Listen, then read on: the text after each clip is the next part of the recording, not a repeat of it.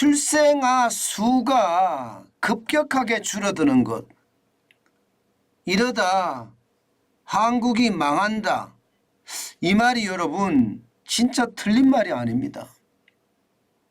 줄어도 너무 급속도로 줄어요. 보실래요?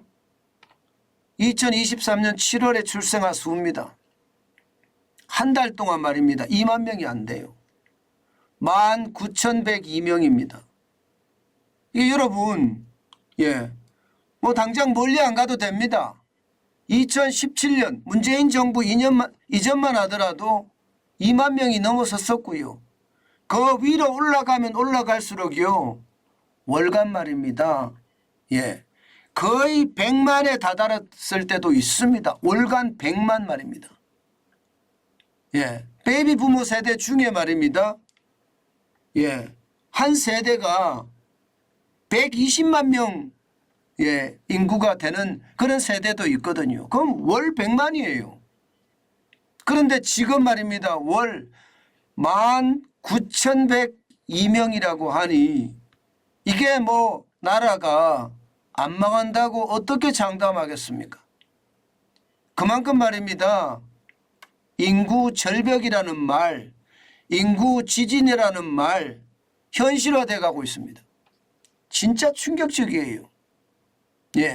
한번 보실래요?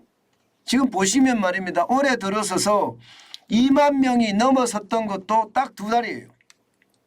1월 달에 23,179명이었고요. 3월 달에 21,138명이었습니다.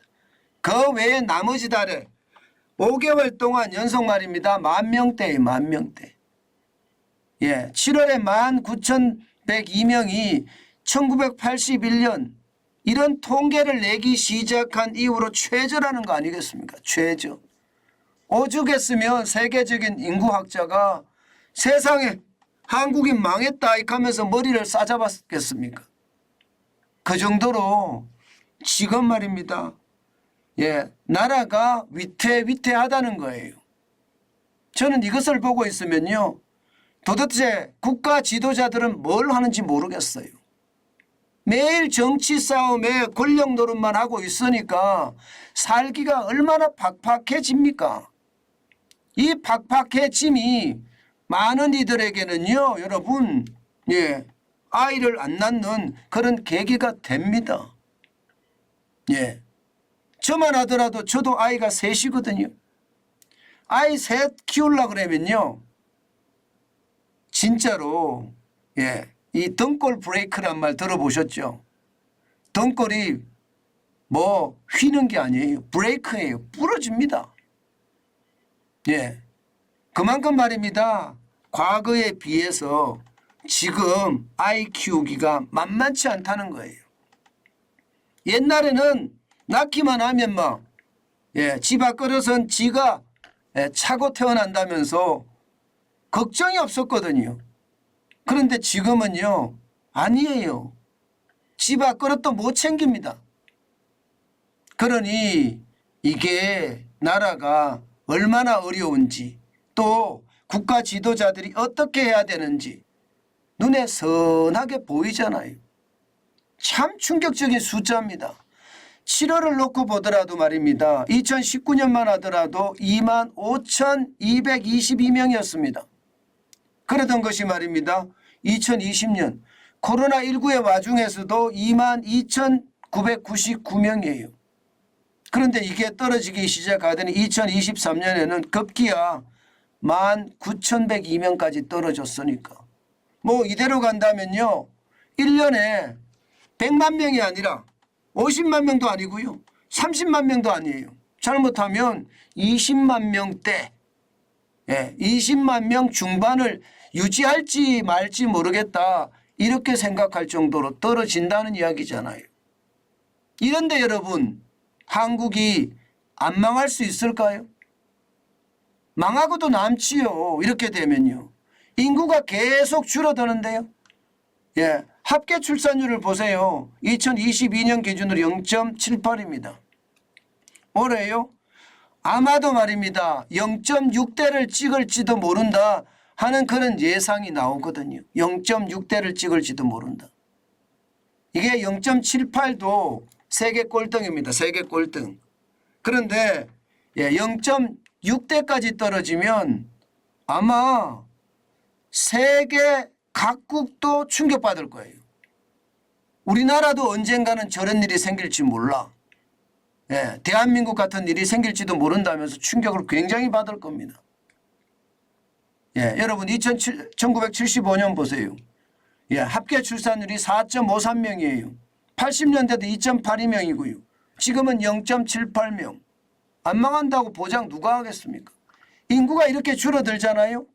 그러면 여러분 이게 충격이 될 수밖에 없는 게 여러분 보세요. 지금 2021년 인구가 마이너스 0.2입니다. 마이너스 0.2. 2022년 마이너스 0.1이 줄어들었습니다. 세상에나 대한민국의 인구가 줄어든다는 이야기잖아요. 인구가 줄어들면요.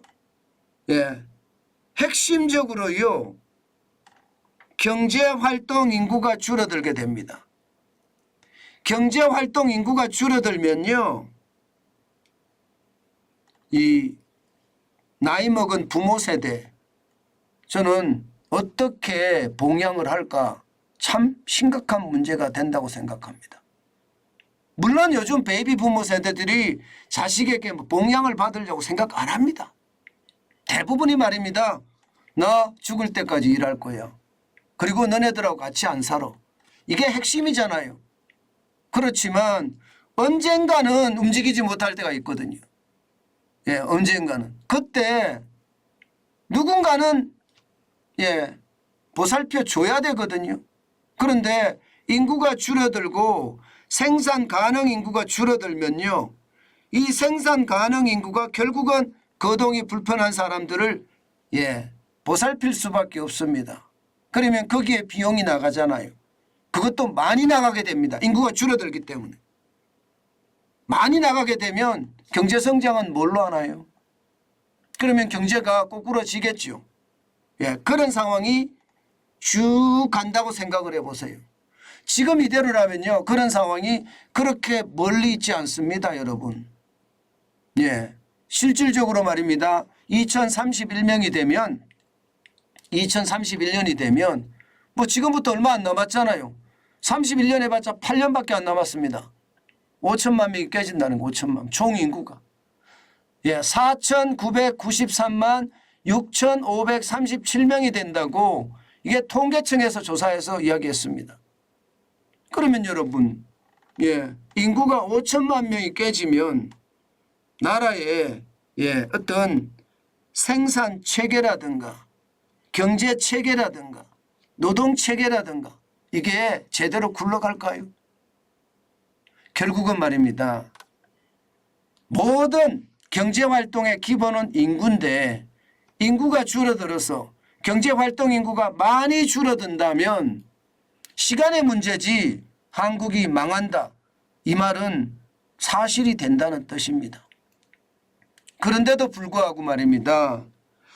지금 역대 정부들이 과연 이 인구를 늘리기 위해서 합계 출산율을 늘리기 위해서 돈 말고 말입니다.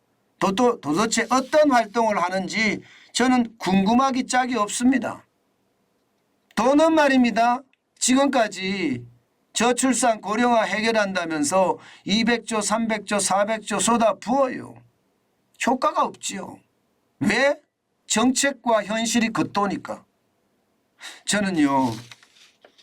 나라에 대한 애정이 있고요. 또 국가에 대한 사랑이 있으면 국민에 대한 사랑이 있으면 저는 현실 중심적으로 아이들 정책을 세울 거라고 생각합니다. 전부 다 말입니다. 권력을 어떻게 잡을 것인가? 내가 또 어떻게 권력을 유지할 것인가? 여기에만 골몰하다 보니까 모든 게 정치화돼 버렸습니다. 이 정치화가 결국은요. 정책을 겉돌게 만드는 거고요. 정책이 겉도니까 돈도 헛돈만 쓰고 말았던 겁니다. 제발 국민들의 어떤 안타까움 또 필요한 것, 또 국민들의 희망사항을 현장에서 아주 제대로 풀어주는 정책, 그 어느 때보다 중요하다. 저는 그렇게 생각합니다. 인구는 국력입니다. 예, 국력이 약해지는 것이 아니라 무너진다고 생각을 해보세요. 그러면 나라 경제도 당연히 최악의 수준이 되지 않을까요? 예, 그만큼 말입니다. 합계 출산율이 떨어진다는 것은요, 우리에게는 최악입니다.